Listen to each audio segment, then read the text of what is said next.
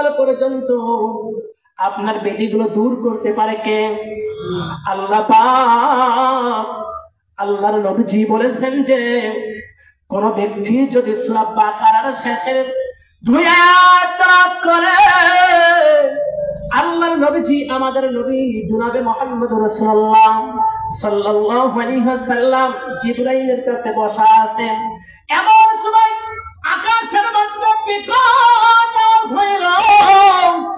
ওই বিকট আওয়াজ যখন শুরু হয়ে গেল, আল্লাহর নবীজি আকাশের দিকে তাকিয়ে বললেন, জিবরাইল, এখন কেন আকাশের মধ্যে কেন বিকট আওয়াজ শোনা যায়?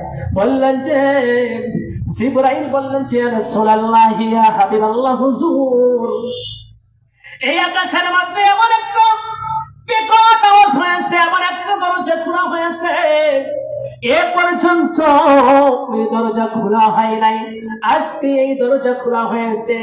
ওই দরজা খুলিয়া আল্লাহ পাকের রহমতের ফেরেশতা 2টা নূর লইয়া আপনার কাছে সালাম জানিয়ে এসেছে। বলেন সুবহানাল্লাহ।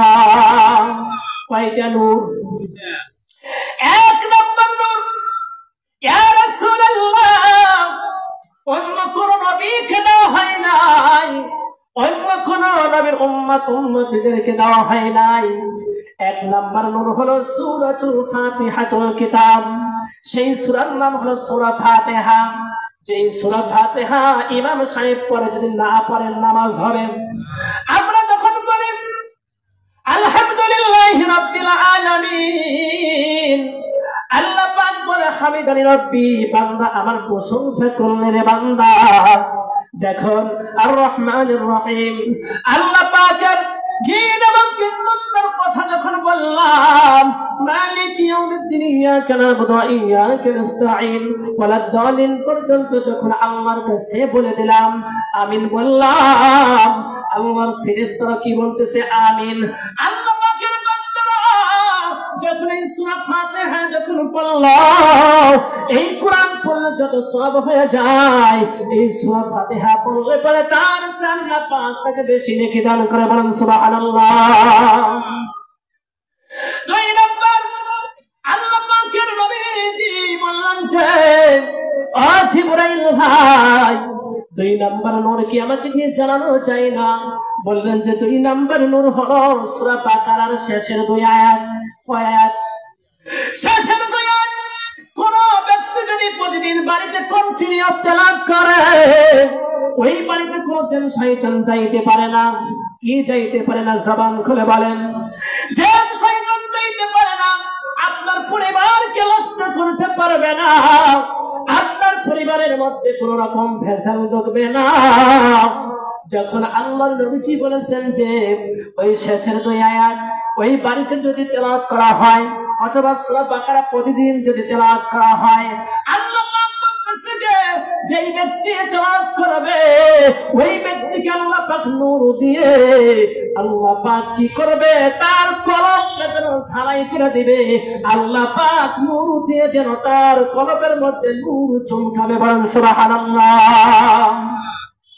নবীজি আরো বলেছেন, কোন ব্যক্তি যদি এই সূরা বাকারা যদি না তেলাওয়াত করে বাড়িতে 3 দিন পর্যন্ত, কয় দিন পর্যন্ত?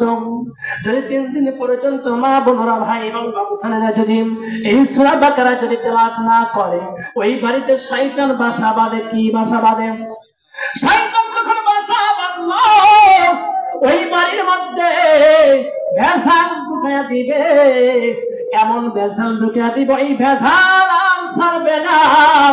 আল্লাহর নবীজি বলেছেন যে কিয়ামতের ময়দানে এমন একটা সময় হবে যে ওই কিয়ামতের ময়দানে কোনো গাছপালা থাকবে না, কোনো ছায়া থাকবে না।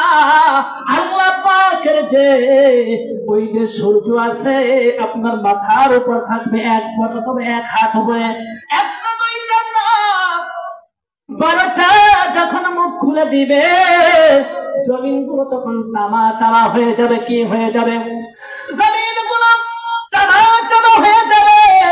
এই তামা তামা যখন হয়ে যাবে, আল্লাহ পাকের নবী বলতেছে সেদিন কোনো ছায়া থাকবে না এই পৃথিবীর জমিনে।